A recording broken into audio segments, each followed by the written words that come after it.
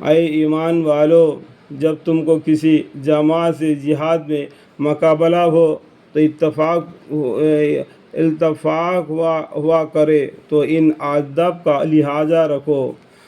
ایک، ثابت قدم رہو۔ دوسرا، اللہ کا خوب کثرت سے ذکر کرو، امید ہے کہ تم کامیاب ہو۔ تیسرا، اور اللہ اور اس کے رسول صلی اللہ علیہ وسلم کی اطاعت کا لحاظ کیا کرو، یعنی اللہ کا حکم، پیغمبر صلی اللہ علیہ وسلم کے حکم کو ماننا، اور نزوہ مت کرو، اور الٹے سلٹے باتیں مت کرنا، نہ اپنے امام سے اور نہ آپس میں، اور نہ کم ہمتی ہو جائے اور تمہارے ہوا اکڑ جاوے۔ آپس میں لڑ جھگڑنا، الٹے سلٹے باتیں کرنے سے کیا ہوتا ہے؟ آپس میں ہمت کمزور ہو جاتی ہے۔ تو یہ ایک بات پر جمے رہنا لڑائی میں، اور صبر کرو، بے شک اللہ تعالیٰ صبر کرنے والوں کے ساتھ ہے۔ اور ان کافر لوگوں کے مشابہ مت ہونا کہ جو اسی واقعہ بدر میں اپنے گھروں سے اتراتے ہوئے اور لوگوں کو اپنی شان دکھلاتے ہوئے نکلے اور لوگوں کو اللہ کے راستے دین سے روکتے تھے۔ اللہ تعالیٰ ان کے اعمال کو اپنے علم کے احاطے میں لیے ہوئے ہے۔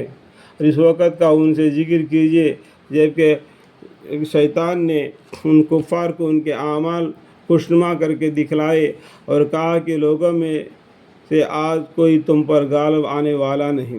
شیطان نے اس طریقے سے ان کافروں کو بہکا دیا، اور میں تمہارا حامی ہوں، اس طریقے سے وہ جھوٹے وعدے کرتا ہے۔ پھر جب دونوں جماعت کفر مسلمان کی ایک دوسرے کے مقابلہ ہوئے تو الٹے پاؤں بھاگا۔ شیطان کیا ہو گیا؟ بھاگ گیا۔ کیوں؟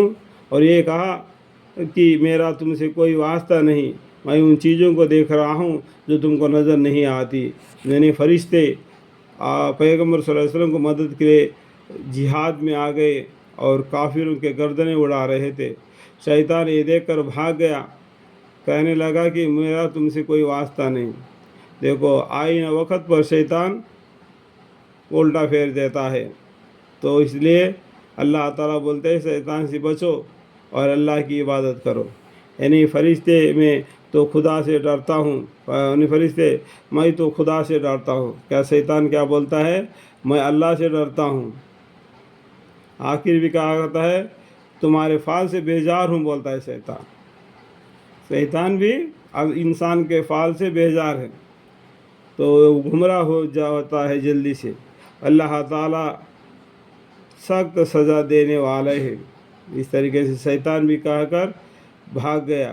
اور وقت بھی قابل ذکر ہے کہ جب منافقین اور جن کے دلوں میں شک کی بیماری تھی یوں کہتے تھے کہ مسلمان لوگوں کو ان کے دین نے بھول میں ڈال رکھا ہے، اور جو شخص اللہ پر بھروسہ کرتا ہے تو بلا شک اللہ تعالیٰ زبردست ہے اور حکمت والے بھی ہے۔